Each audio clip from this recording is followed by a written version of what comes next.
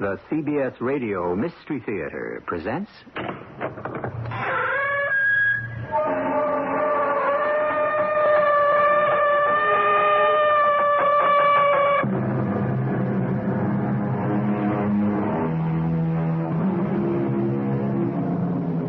Come in. Welcome. I'm E.G. Marshall. The philosopher tells us justice without strength is helpless. Strength without justice is tyrannical. And so many times, unable to make what is just strong, we have made what is strong just. Ah, justice, justice. How much smoke and how little flame. How much shadow and how little substance. But not all the time. I think we'll have to take care of him. I don't like the sound of that, Ben. We don't have a choice. Yes, we do. We can pay him the money. And keep paying him for the rest of our lives? But it isn't an awful lot of money. Because this is only the beginning. What if we're caught? We won't be. I guarantee it. How can you guarantee it? Because I just figured out the perfect crime.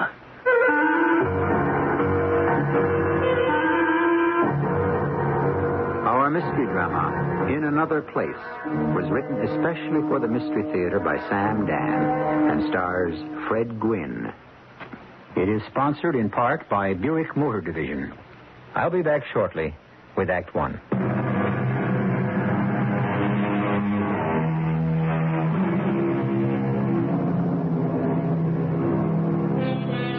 They say the perfect crime does not exist.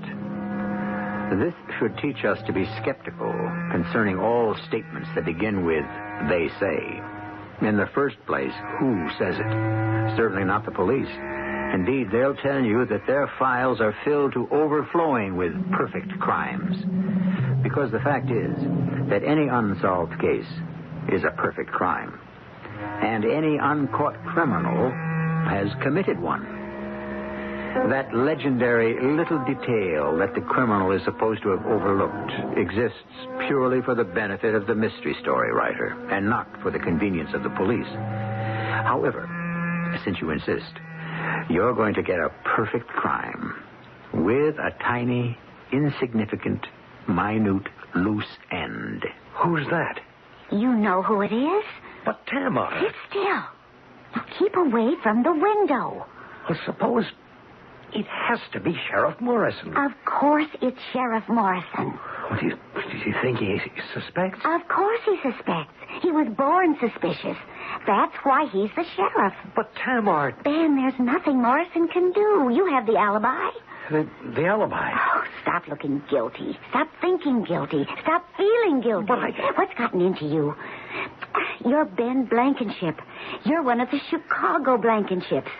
Huh. Who is Morrison but a hick sheriff? Oh, come on, Ben. Get some of that beautiful contempt back into your manner. I've never been on a spot like this before. Ben, you are the lord of the castle. He's a peasant. Now open the door. Yes? Afternoon, Mr. Blankenship. Oh, you must be Sheriff... Morrison. Oh, of course. Yeah, Morrison. Won't you come in, Sheriff? Thank you. Afternoon, Mrs. Hartfield. Sheriff? How should we begin? Oh, we might start with a cup of tea, Sheriff. We can't do that, Miss Hartfield. Why not? Because that would make it a social call. And you're here on business. That's correct, ma'am. Well, then, Sheriff, how shall we begin? I would like to be able to say you're both under arrest. Oh, well, whatever for? You don't know, Mrs. Hartfield. See here, Sheriff. What are you trying to... I'm trying to uphold justice. And what does that mean? It means that you and Mr. Blankenship here murdered your husband, Alvin Hartfield. You can't prove that, Sheriff. Now, notice what has just been said. I accuse you, Mr. Blankenship, of murder. And what is your immediate reaction? You're not angry. You don't even deny it.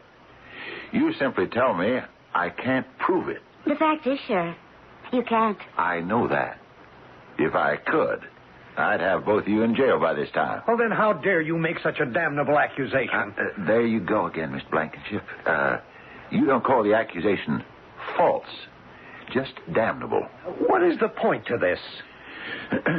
We've had a murder. Alvin Hartfield was found shot to death here in his summer home.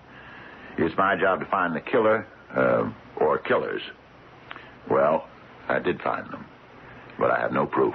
Well, what makes you think you found them? The two of you did it. Why do you say that? Because you've been, in some places it's called having an affair. In others, it's known as committing adultery. I didn't know that word was still being used. Why not? It's still being done. Score a point for your side, Sheriff. He was your old doddering husband. You were the youthful, vigorous wife. You make it seem so physical. And that's what it's all about, Mrs. Hartfield, wouldn't you say? Sheriff, why do you insist that Mr. Blankenship and I murdered Alvin? Because people who violate one commandment would scarcely hesitate to break another. And on such evidence, you... It's pretty good evidence. The two of you have been making a fool out of poor old Alvin. Why does everyone insist that we were making a fool of him? Wasn't he making a fool of himself? Pretending that a man of 80 could be a satisfactory husband for a woman of 35? Then why didn't you divorce him? Divorce $10 million? Aha. You do admit you married him for his money. Of course. And why did he marry me? For my good looks, for my youth? That was the bargain. Sheriff, I object to this entire line of conversation. May I ask what you're doing in this house? First, I have to ask, what are you doing in this house? Well, Mrs. Hartfield is a friend of mine. Her husband was killed here a week ago. I've come here to pay my respects. You sure have. Sheriff, how could either of us have killed poor Alvin? Oh, I know. You have alibis. On the night poor Alvin was shot, I was at the opera. Mm-hmm. And you can produce witnesses who saw you there. I know. And you, Mr. Blankenship? Well, as you know, I was in California. That's your story. I had driven out there to visit a friend. We had some business to discuss. I know. We have his signed affidavit. Oh, Sheriff, there's no doubt that both of us were away at the time. We can prove it. Why do you insist we're guilty? Because I know it. You won't get away with it. We won't get away with what? Because as long as one person knows, then your guilt has to come out eventually. Sheriff, I am not sure that we're required to put up with... it will. One day. I liked old man Hartsfield. He was good to me. He was good to the people who live around here. You had no right to kill him. And I'm going to prove you did it if it takes me the rest of my life. That's a fine melodramatic statement, Sheriff. And I believe it can't be topped as an exit line. Just make sure you remember I said it. Good day, Miss Hartfield. Mr. Blankenship.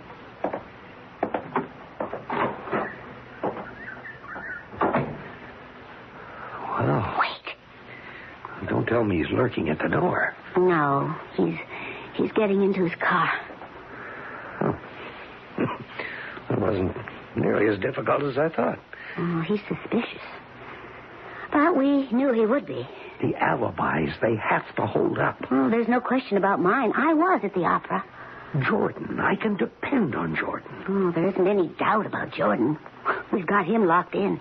That's right. I guess we have. Don't let even the shadow of a doubt cross your mind. I've got the documents. I can prove he was stealing from the firm. He can go to jail for 10, 15 years. He has to stay with the story. You were with him in California that night. Oh, I know. I'm not worried. It's Morrison, our beady-eyed sheriff.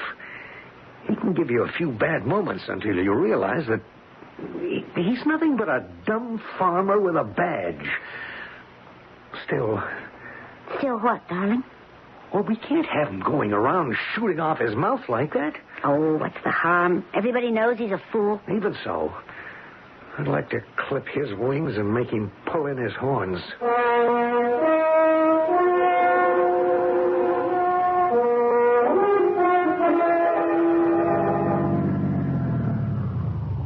Morning, Sheriff.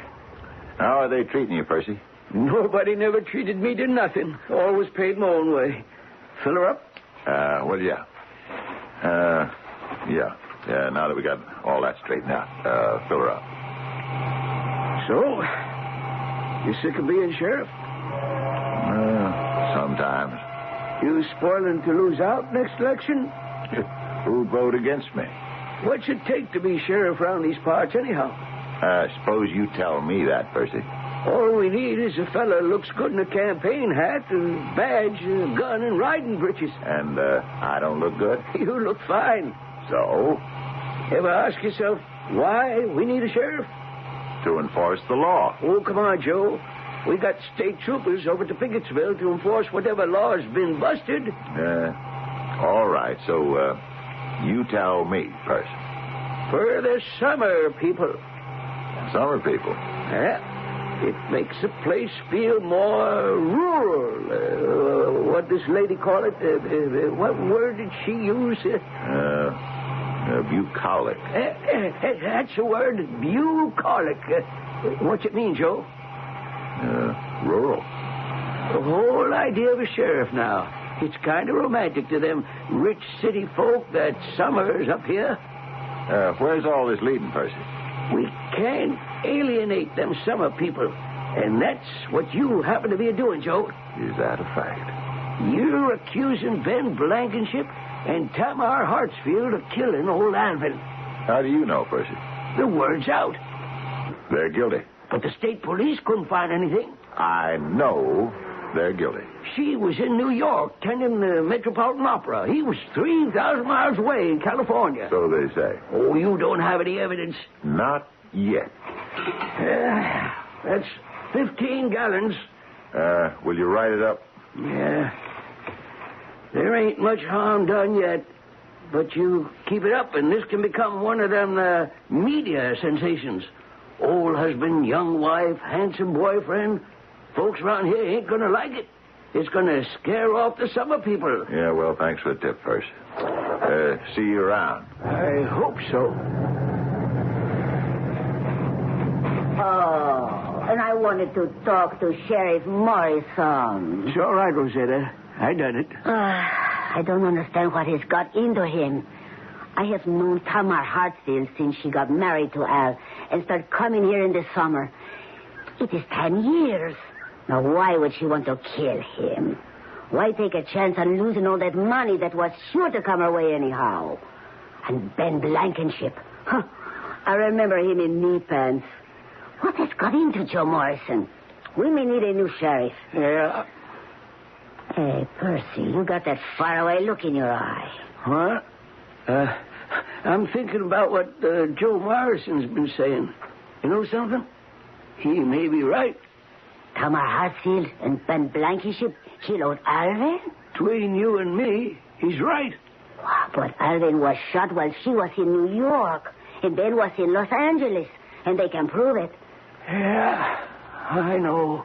Well, then how can Joe Morrison possibly be right? I believe Joe Morrison. Don't ask me why or how. I just believe him. That's all.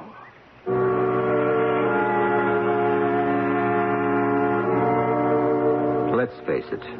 If you're a woman of 35 with a heavenly face and a ravishing figure, and if you're married to a rather faded gentleman a half-century your senior, and if you have been rather friendly with a handsome fellow close to your own age, and if one day friend husband is mysteriously shot to death, alibi or no alibi, shouldn't there be at least a few raised eyebrows? Well, hopefully we can raise a few more when I return here with Act 2 shortly.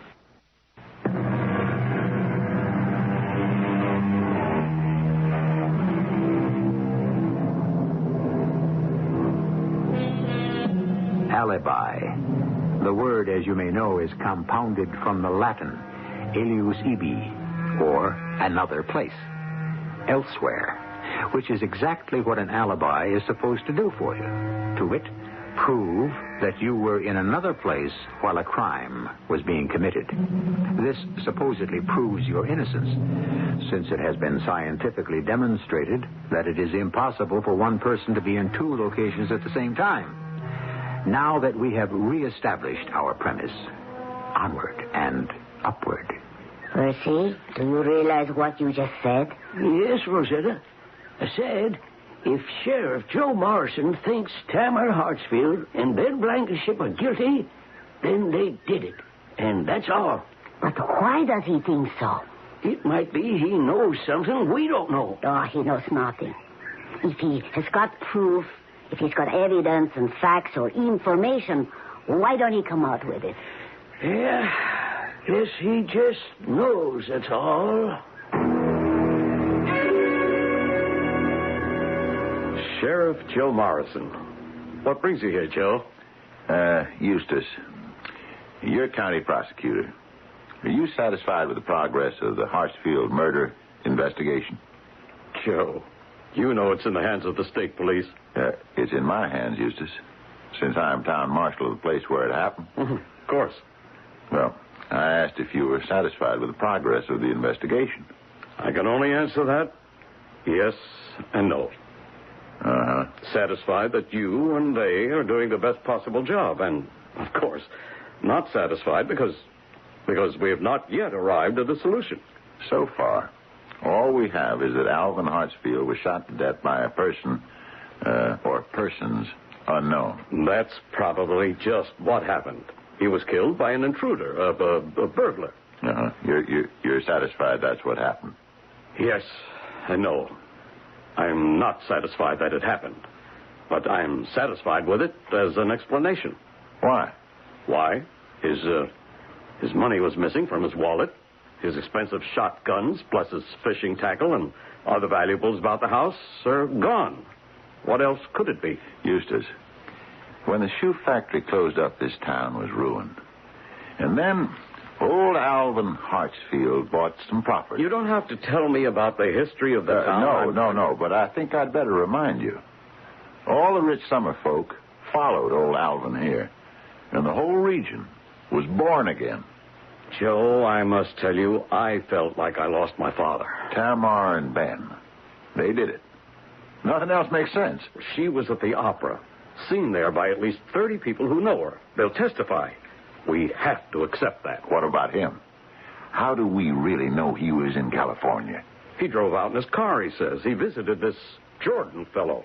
Now, we have Jordan's sworn statement. Jordan was old Alvin's personal secretary. With him 20 years. The old man made him rich. Why would Jordan lie? That's what I want to find out. Both Tamar and Ben have alibis. That's what's bothering me. Well, why should it bother you?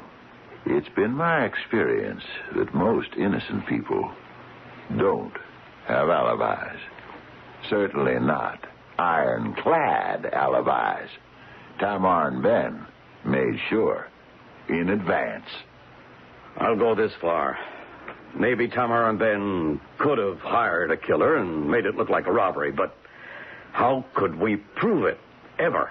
I'm sure Ben did it. Why? He couldn't trust anyone else. He's trusting this fellow Jordan out in California to give him an alibi. Yeah, well, let me see if I can break that down, huh? Let me go out there. All the way out to California? Do you know how much that costs? I'll fly coach. I'll go tourist. I'll ride in the baggage compartment. Come on, Eustace. Authorize the trip.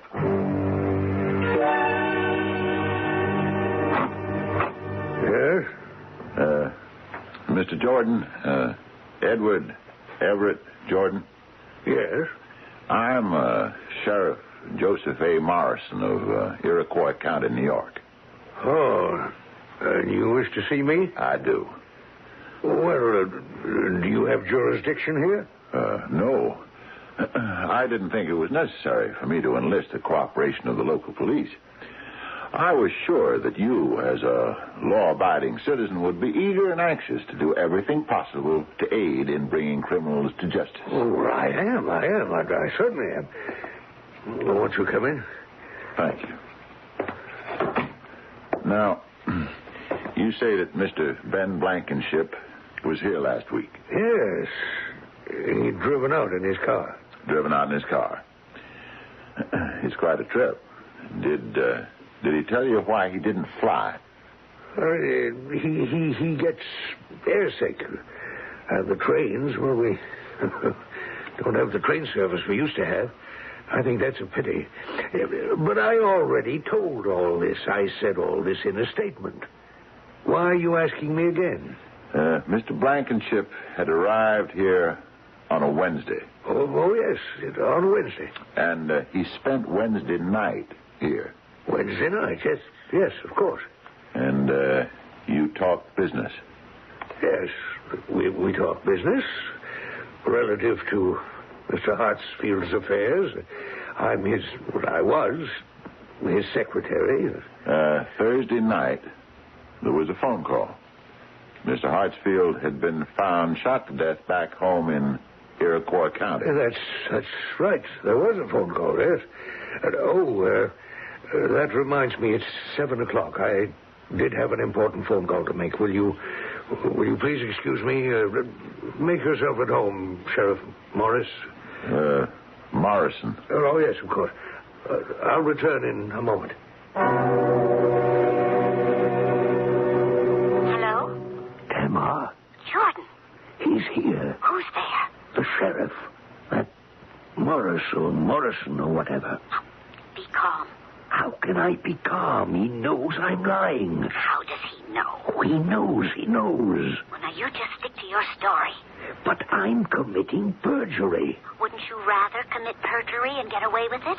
Or go to jail for forgery, embezzlement? Don't say those words. Not on the phone.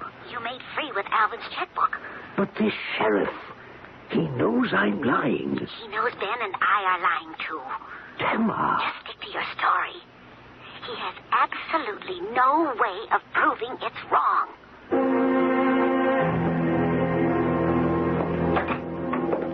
Morning, Eustace.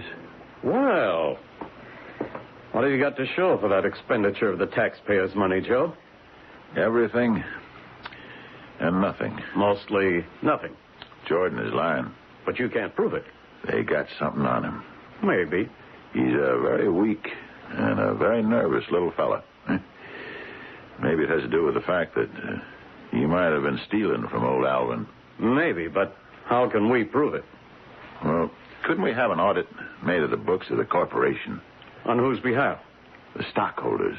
It's not a public corporation. It's a private company. The only surviving stockholder is Tamar Hartsfield. You want to ask her to authorize one? Whatever you turn on this thing, you're late. I'm sorry, Joe. You and I know Ben Blankenship didn't go to California. Where did he go? He disappeared somewhere in New York or anywhere. He came up here that Thursday night and shot old Alvin. Come on, Eustace. You know he did it. Well, you know it and I know it, but I keep asking and asking, how can we prove it? There's an answer. There has to be. Let me know when you find it. Meanwhile, just don't alienate people unnecessarily.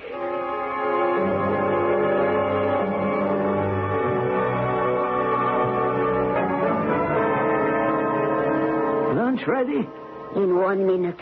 You want to check Ben Blankenship's left rear tire? Hell, what's wrong with it? He says it has got a slow leak. Yeah, I guess. He dropped the car off a little while ago and then drove away with Tamar. The two of them shouldn't make it so obvious. Oh, why don't we mind our own business? The law is everybody's business. You want to look at that tire? Can I eat first? I promise you have it fixed by 1 o'clock. All right.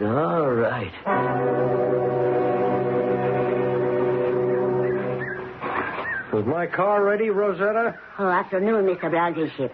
Yes, it should be. I ain't heard a sound in the shop for the past 20 minutes, so Percy ought to be finished. Why don't you just sit down there in the shade? And I will go back in the shop and tell Percy you are here. Percy? Percy, where are you? Percy? What are you just standing there like that for? Is something wrong? Percy? Something wrong, Rosetta? Yeah. I guess you could say something's wrong. You're not feeling well. No. Matter of fact, I'm even feeling pretty good. But you are just standing there like someone in a trance. I guess. Maybe that's the way it's affecting me. Mr. Blankenship is here. He wants his car. Does he? Well, we gotta give Ben his car. Let me back it out the shop.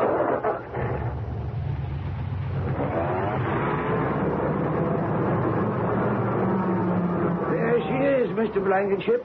Oh, tire looks okay. Anything serious? Just a nail hole. I plugged her up. Did she need anything else? No, sir. She didn't need nothing else. Well, then, see you around, Percy. See you around, Mr. Blankenship.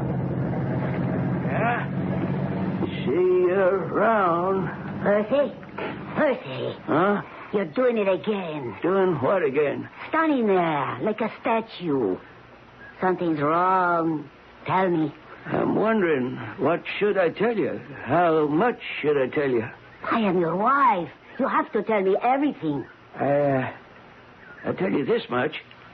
More than a week ago, old Alvin Hartsfield was murdered. Now, Percy, what does this have to do? 5 people know who killed him. First off, old Alvin knows who killed him, so that's 1. Now, Percy, His wife, Tamar, she knows. That's 2. Are you crazy? Ben Blankenship knows. That's 3. This fella on the West Coast who gave Ben the alibi by saying Ben was out there with him, he knows. That makes 4. And do you know who the 5th fella is? I want you to stop scaring me like this. Guess who's that 5th person? Me.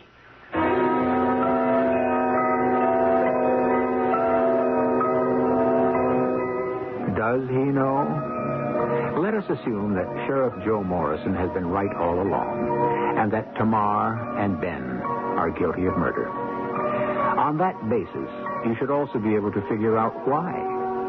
You're already in possession of every clue, and you know the rationale for every assumption. If you were doing your homework, you should already have the answer. Check with us in Act 3, which I shall unveil here shortly.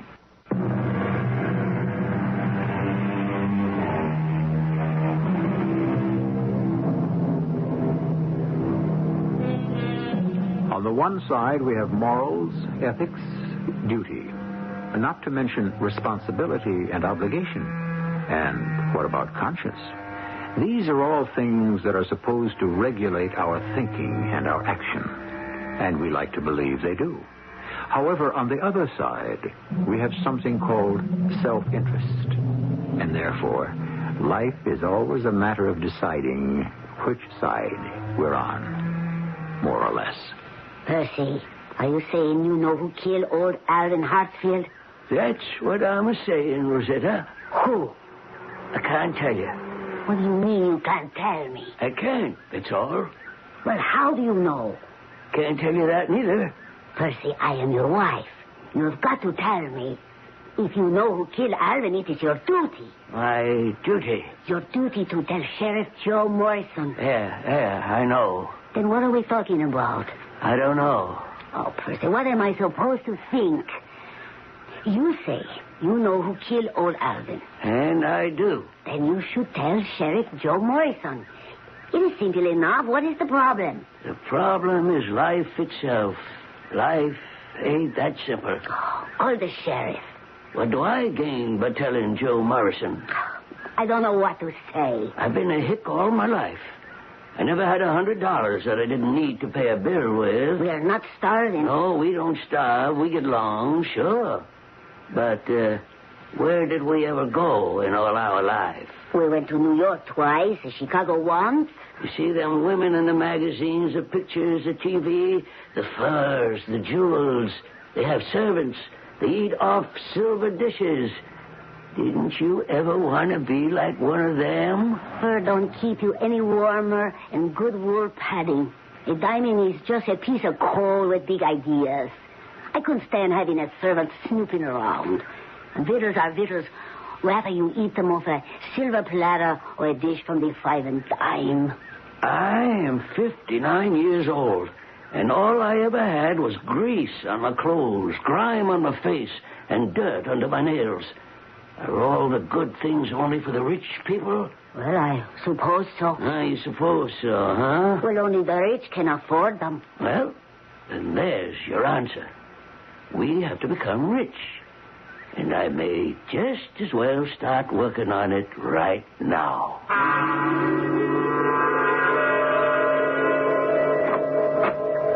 Morning, Miss Hartsfield. Oh, morning, Percy. I was wondering if Mr. Blankenship might be here. Oh, you're in luck. He just dropped over. Won't you come in? Oh, thank you, Miss Hartsfield. In. Percy would like to speak with you. Well, hello there, Percy. And I'd like to speak with you, too, Miss Hartsfield. Oh, well, what can we do for you? You can make me rich. All right. How can we do that? You can give me... I could ask for more, but I always been a moderate kind of fella. You could give me $500,000. $500,000? With what you just come into, Miss Hartsfield, you'd never even notice $500,000. Why should Mrs. Hartsfield give you $500,000? To protect her investment. What investment? Her investment in you. Well, assuming I have such an investment, how does giving you $500,000 protect it? It gets me to keep my mouth shut. About what? About who killed old Alvin. Well, who did kill him? You did. Oh, you must have been listening to Sheriff Morrison. That man must be infectious. There's one difference between me and Joe Morrison. Yes? What's that? All Joe's got are hunches. I've got facts. And what are your facts? You told the cops you were in Los Angeles, California, more than 3,000 miles away from here. I've got an alibi. I can prove you don't have an alibi. How? Interesting, ain't it? You should be laughing in my face. You should kick me right out the front door. Instead, you're talking about it. Percy, suppose you tell us what your facts are. That's what you have to pay the $500,000 for. You realize, Percy, this is blackmail. Yeah, I guess. But I decided I'm going to see the world before I die. How's tomorrow, just about this time? Tomorrow's fine. Well, then, Tamar, till tomorrow. So it's Ben and Tamar now, is it? Ben, Tamar, and Percy. Why not? He's just become one of us. What are you saying? I intend to give him that $500,000. What? What does it amount to? And besides, Ben, he knows. What does he know? He knows you weren't in Los Angeles. How? That information is worth the money. And do you suppose that'll be the end of it? Why not? He's an honest man. An honest man? Of course. This will be his one fall from grace. No. I think we what? We have to somehow... No. We just barely got away with Alvin. If something happens to Percy, who would suspect us? Why would anyone suspect us? When we decided about Alvin, the idea was that we could be together all the time. I say pay him the money. We can afford it. We can afford the money, yes. But can we afford to trust him? Look, Tamar, listen. Let me do it my way. I promise you we'll be out of it. Completely out of it.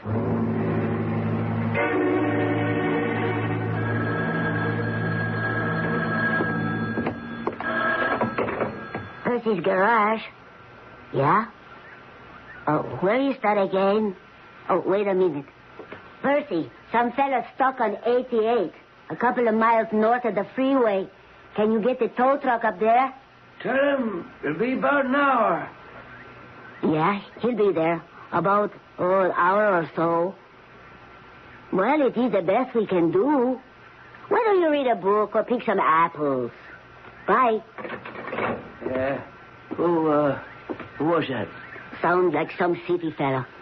Why would anyone want to take Route 88? It's the most deserted and God-forsaken stretch of road in the country.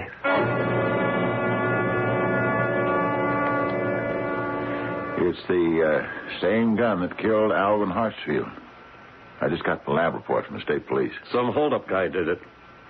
Is that what you think, Eustace? What am I supposed to think? Why else would anyone want to murder poor old Percy? He gets a call to go up to Route 88, a couple of miles north of the freeway. Next thing we know, he's found sitting in his truck with a bullet in his head. His wallet's gone, his watch is gone, his ring is gone. According to Rosetta, all of it didn't add up to more than maybe $100. And you want me to think it was just a holdup? Oh, be reasonable. Some small-time hoodlum's short on cash. He figures he can lure someone up here and get some money. Want to call it tow truck. Yeah. And since it's the same gun, you have to give up on Ben and Tamar for Alvin's murder. Why would they want to kill Percy? Yeah, but... I know. You get a good theory and it dies hard, but this should prove it. We have a dangerous prowler around the loose. You might want to swear in a couple of deputies and run him down.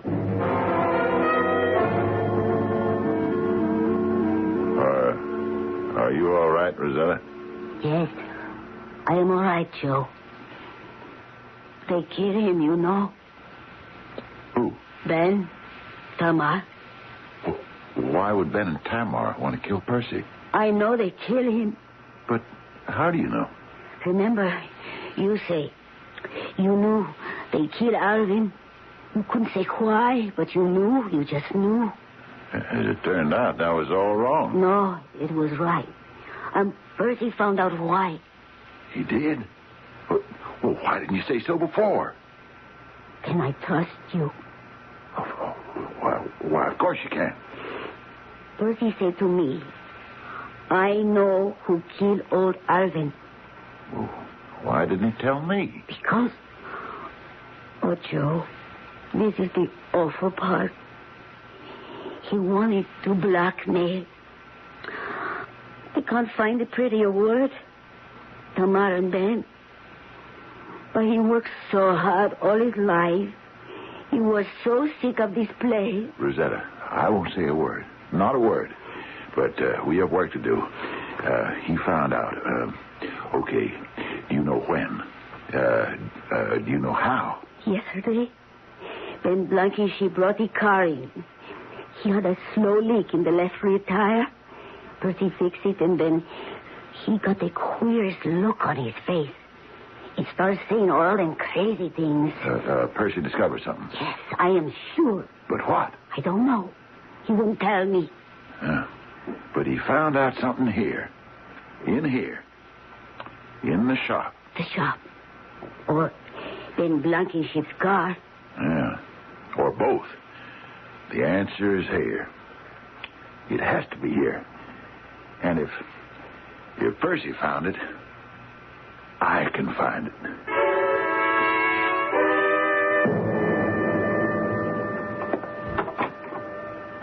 Well, Sheriff, what can we do for you today? Mr. Blankenship, I have a warrant for your arrest. My arrest?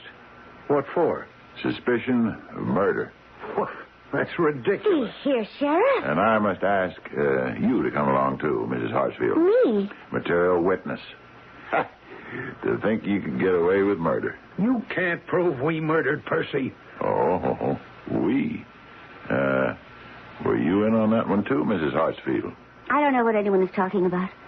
I'm talking about old Alvin. You want to confess?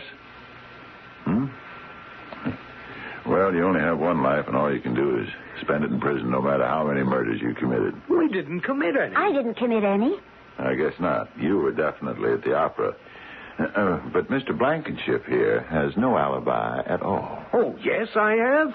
I have a witness. And I have a better witness. Your car. My car? 10 days ago, you let it be known that you were driving out the West Coast. You brought the car into Percy's for a complete check. Do you deny it? Well, I don't... We have the records. You signed a work slip authorizing Percy to mount new tires, change your oil and filter, and check your brakes. Do you deny that? Why should I? If only you could. On the slip you signed, and on the sticker Percy placed inside your car door, was the mileage to date.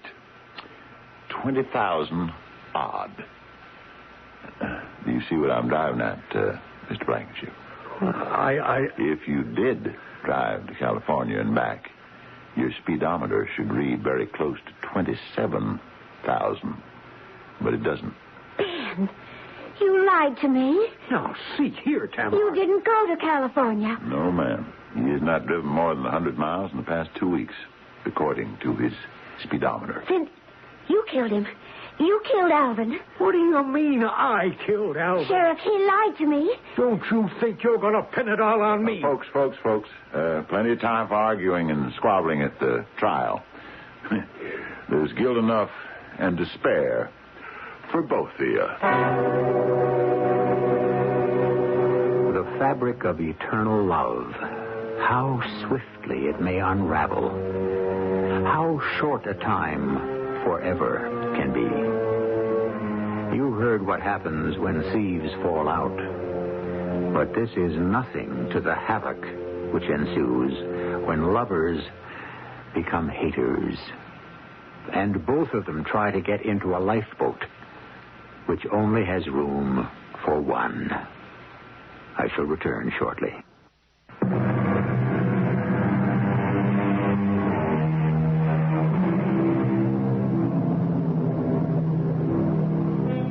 What you have heard on our show this time has been a story of amateurs.